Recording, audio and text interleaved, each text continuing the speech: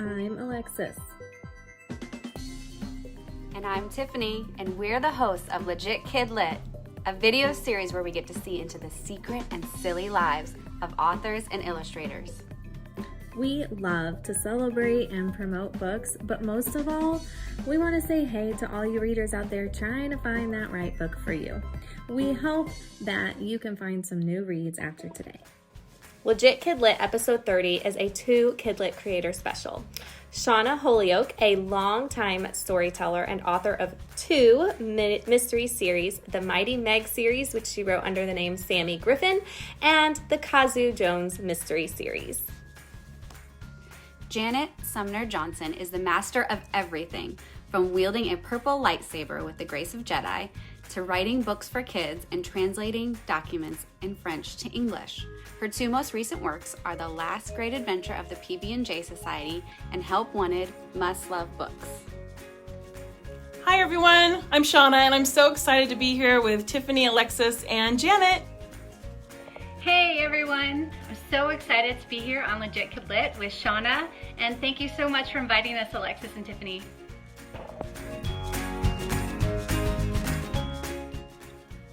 Okay, I think I've realized that I might draw better when my eyes are closed than when they're open, but here's my cover.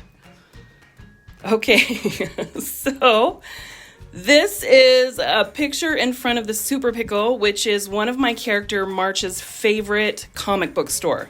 And so that's Genki, that's Kazu's dog. Sorry, my hand's shaking. So nervous. And then this is supposed to be Kazu in the middle with her hands on her hips. Her friend Madeline is scrunched over with a flashlight looking at 2 cans of spray paint because this book is about a vandal who keeps vandalizing this comic book store that March loves. So that's Kazu, that's Madeline, and that's March, and that's Cindy Ray. And here's the real cover. Ooh, they look so much better. Okay, Shauna, holy cow, how can you draw stick figures so well if your eyes are closed? I couldn't even draw legs. Gosh, you're good. What can I say? Stick figures are my superpower. Okay, so I had in my head that it was like a race. So here is my drawing. Those round things, they're supposed to be feet. Right? They're supposed to be feet. And I swear I was drawing this so big. I knew the PB&J was huge, but yeah. So here's me. Wait a second, you wrote the words like perfect like that with your eyes closed? How are you guys doing this? Before we go any further, we'd love to hear how you 2 know each other. Part of me thinks Shauna should go first. We met at a conference. I was in need of a committee, and so I was secretly watching like who might be good committee members. And so I saw, I was sneaking late into a class, and there were these 2 women at the back of the room and a chair next to them. So I'm like, can I just sit next to you? And they were like back row Joes, like for sure. Like the teacher's teaching and they're like, ooh, what do you think of that? And I mean, they were super nice, but don't get me wrong. I thought it was hilarious. I was laughing so hard. And so by the end of that class, I'm like, okay, I'm going to be your best friend, and you're going to be on this committee with me. Okay, I didn't ask them right then. I waited till the end of the conference, but that is how we met. And then so she was on this committee with me, and she's just wonderful, so wonderful that I reached out to her again and said, hey, I was thinking we could do some presentations together on mysteries, since we both have mystery elements in our books. And she was kind enough to say yes. So I love Shauna. So that's how I remember it. We have a mutual friend, and I thought that Janet knew her before she went into that meeting. And so, because she's super gregarious and friendly, and I am kind of an introvert and a little bit more shy. And so I thought she knew our friend Bridget, and they were chatting back and forth, and Janet's just so easy to talk to that we became fast friends. And yes, we've done some events together, some school visits, and she's just so fun, and she's a natural, and I've learned a lot from Janet. I wanted to add, well, I didn't know Bridget. Bridget's just, when she was talking about the gregarious, outgoing friend, that's Bridget, not me. more like Shauna. Bridget just includes everyone, so it was perfect. And also, I loved working with Shauna because you know how when you're assigned a school project and you have to do a partner and then you end up doing like all the work and they get the same grade? Shauna was not like that at all. She worked so hard and we worked on this together. I hope she thinks the same, but she was awesome to work with. I loved working with her, and just so, like, she's easy to talk to too. So we just clicked right from the beginning. Why do you think it's so important for creators to find another creator friend? I think it's great to be inspired by other people who love the same things that you love. And so it can be hard sometimes being a creator. And so it's nice to be able to commiserate and say, oh yeah, we have these same kind of struggles. But I think it's just nice to be able to talk to people that are excited about the same things that you're excited about. And Janet is definitely one of those people. Aw, thanks, Shauna. So, I agree with everything she said. Writing can be really lonely. You just sit in front of a computer and you write. And not only that, you start to lose track of if what you're doing is any good after a while. Like, is this garbage or is this something other people will enjoy reading? So having those connections with other writers can really help you know, because they can read your work and tell you, no, it's not garbage, you're fine, keep going. But also, I think that when you have exciting news in the writing world, sometimes family, I love them and I've got a great family and they're really supportive, but sometimes they don't get it, how big a deal something is, but writers do. So you can share that big news with them that's, maybe it's small, but it's big, and they can know how to celebrate and be as excited as you are about all the small things that are big. What are some ways that creators can connect with each other?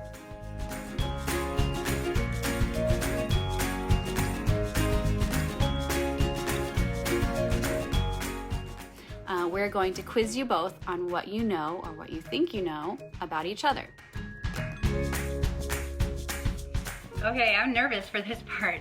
I do know Shauna, especially in the book writing world. I'm way curious for these questions.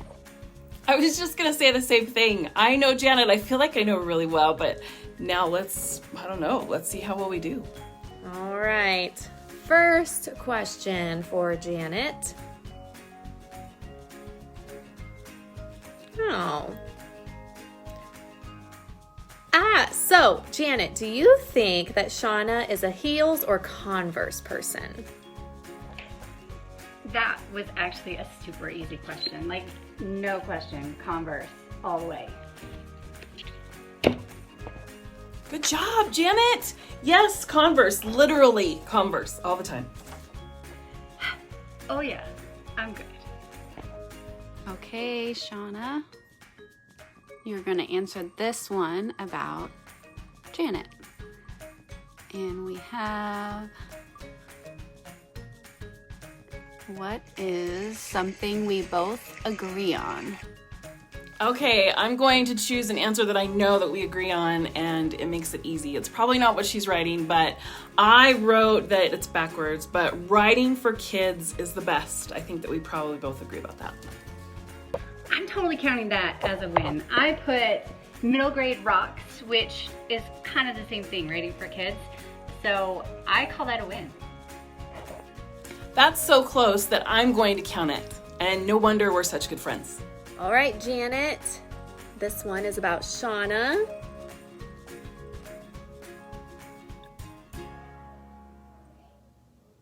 So, Janet, what is Shauna's biggest pet peeve? I might be worried about this one.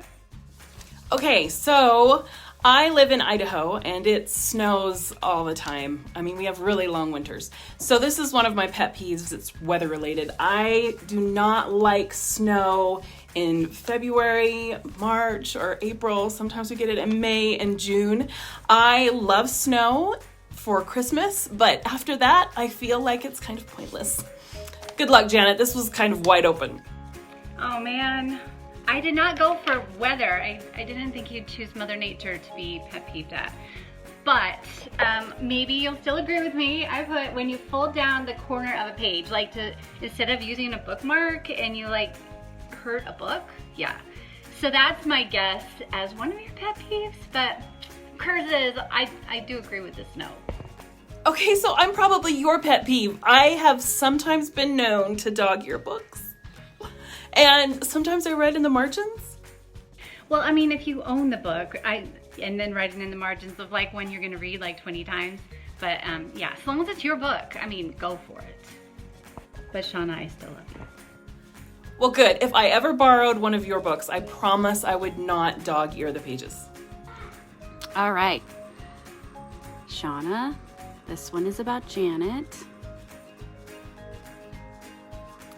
Okay, movie or book? I feel like this is an easy answer when it comes to any of us four.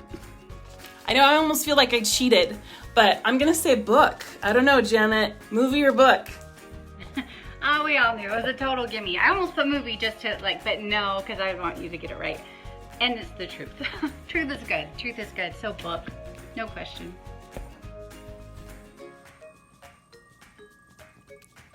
This one is for Janet.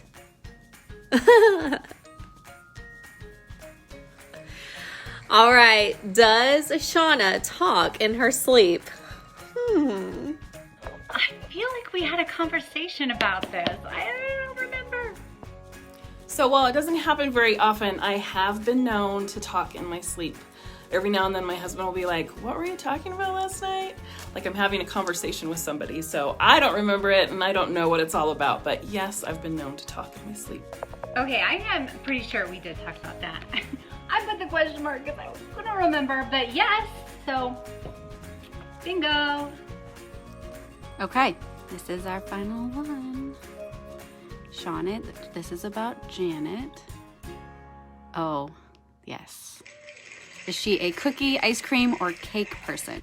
This could make or break a relationship. No pressure. Oh my goodness. What if I get it wrong now? The wheel decides all. I feel like cookie dough should have been an option because I'm all cookie dough. It's been the best thing that people decided to open up stores about. Oh, cookie dough, that would have made it even harder. So I'm gonna go with my gut and say ice cream. Oh man, I totally thought you had this. Cookies! It's actually in my bio. Think about how much I love cookies. In fact, we got cookies last night for our date. We may have gotten a dozen and they're kind of big, even though there's only 5 of us in our family. Because you have to try all the flavors. It was a new place, so yeah, cookies. Oh, Janet, I feel like I've failed you. And I am not an ice cream person. My husband loves ice cream, and so I am a cookie cake girl. I'm so sorry. I will make it up to you, and I will send you some cookies. Not ones that I make, because those probably wouldn't be very good, but... Hey, if you're gonna send cookies whenever you mess up, I mean, this is why we're best friends. I mean, that works. We are good. That was a lot of fun, and now I'm really craving cookies. All right, we're gonna end with talking about books, our favorite thing. So Janet, can you describe the journey for writing the last great adventure of the PB&J Society? Yes, I would love to. It was, and I'm gonna give you the short version because it was a long journey. PB&J Society was actually the very first book I ever wrote when I knew nothing, and I was actually in Ecuador. I was miserably sick. I was forced to stay in my bed, not even open a door because I might hit another air change or whatever. I was really sick in Ecuador, so there was no internet, no books, that I could read because they were in Spanish, no movies. I had to stay in bed. There was nothing. So all I did was write, and I wrote this book, and it was terrible. It had no plot. But when I came back to it several years later, because I did query that, and I got a request from it, the one query I sent, but she wrote back and said, yeah, well, maybe, thanks, but no. And I knew it needed work. So years later, I came back to it, and I could see how terrible it was. But I loved the characters. Annie and Jason, for me, jumped off the page. I mean, they need this story. And I need to tie some of these adventures are fun. I just need to, give it a plot.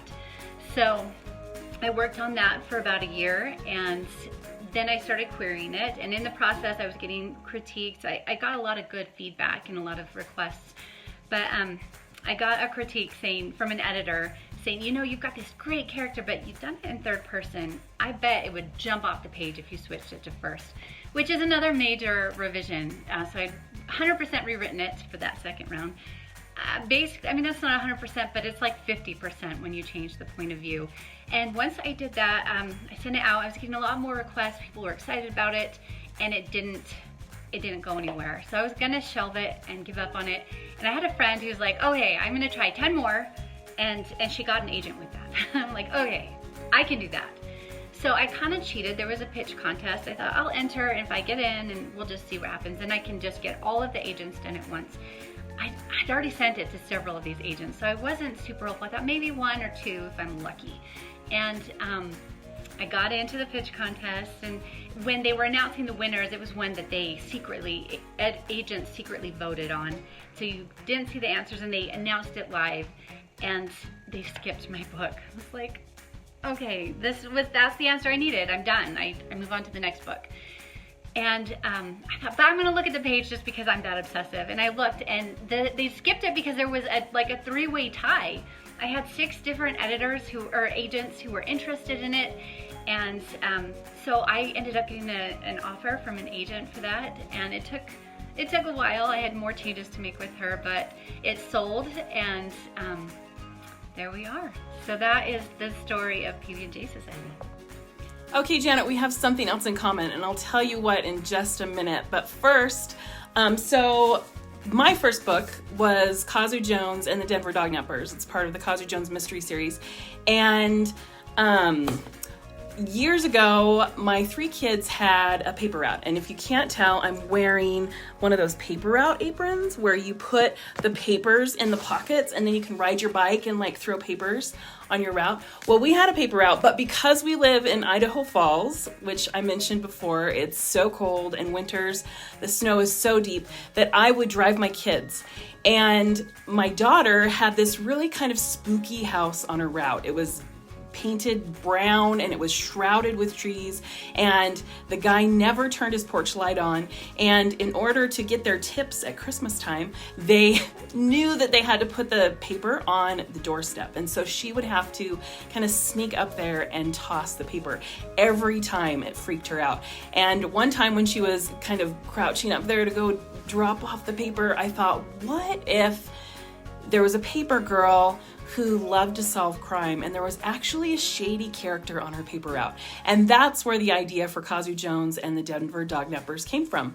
And like Janet, it was a super long process. It went through lots of revisions. In fact, something that I like to tell people is the first draft was not about dogs, it was about kids. There were kids being kidnapped. And when I sent out queries, I had people say, that's too scary. And so I changed it up.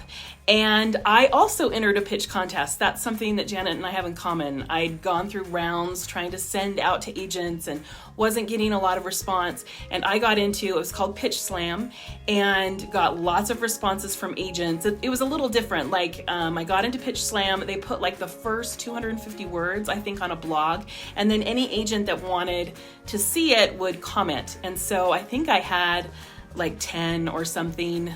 And so I sent them out, and that one was the kidnapping one. And I had some agents say, oh, that's too scary. And so one suggested I change it to dognapping, and I did, and eventually ended up getting my agent. And then it went through more revisions, like with Janet, and then we sent it out, and Disney Hyperion picked it up. So that's my story. So what books would you recommend if fans read your book, enjoyed it, and are looking for the next great read? Obviously, if you've read Peeve and J Society, you should read Kazu Jones.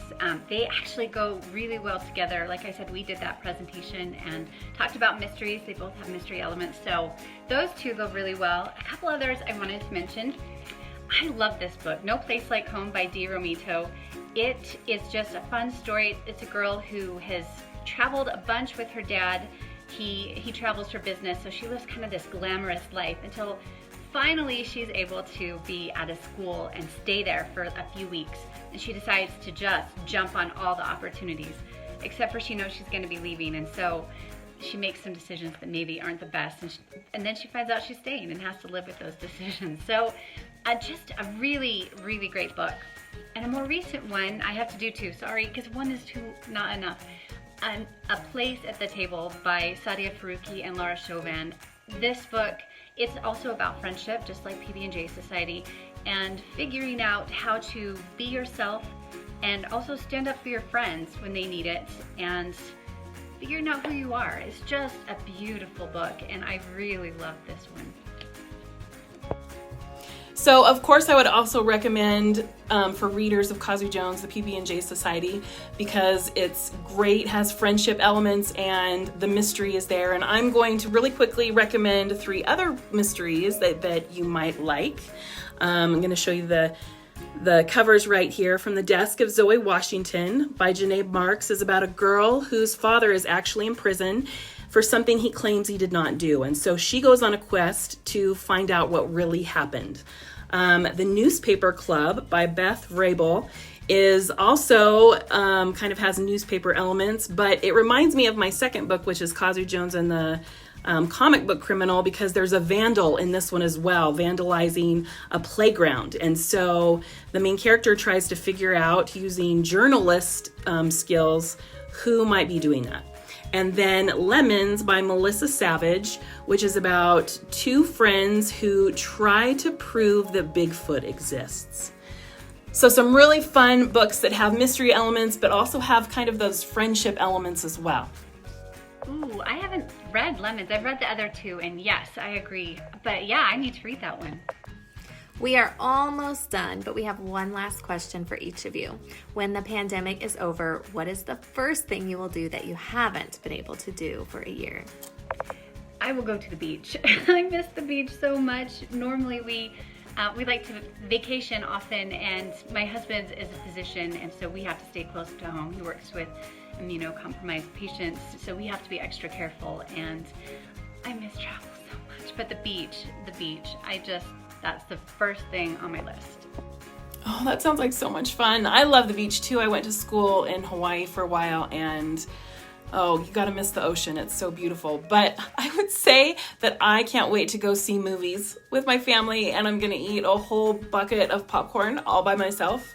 And yeah, I'm super excited for that. I don't know why, but that's one thing that I've been looking forward to. Okay, that's a really good answer too. We can go to a movie together. Well, maybe I'll just get my own bucket of popcorn. It's fine. I'll bring cookies for you, and we can share the popcorn. Thank you, Shauna and Janet, for joining us today on Legit Kid Lit. We loved seeing you talk about your friendship. We loved hearing about your books. We loved your drawings, and we hope that you are able to go to the beach and see a movie soon. So thank you for stopping by.